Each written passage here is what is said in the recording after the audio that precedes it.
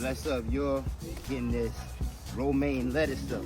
All right, romaine lettuce, you see it, looking beautiful, coming up, looking strong. This is a knife. This is the knife that we use is a lettuce knife. This knife is perfect for cutting the romaine.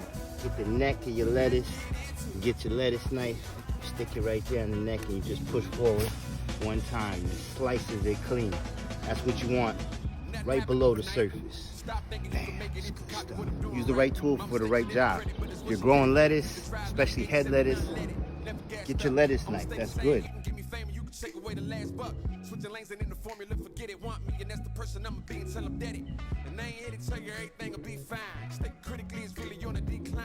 Please read between these lines. For the courses that we hang like free time. I'm on the incline, steady growing like a garden, try to tear mine. And you go folding in the foliage of a forest, filled with fortune in the form of something for us. That's the